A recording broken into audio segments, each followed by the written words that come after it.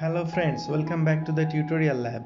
Today in this video I am going to show you how to turn your activity status on or off in TikTok. To turn your activity status on or off, open the TikTok app.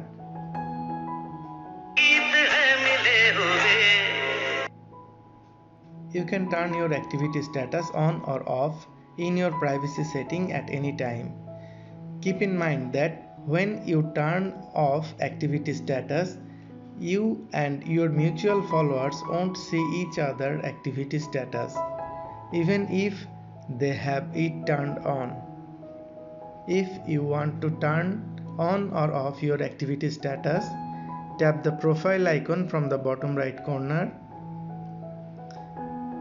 and tap the three-line menu and then tap Setting and Privacy. In Setting and Privacy, tap Privacy. Here you will find Activity Status.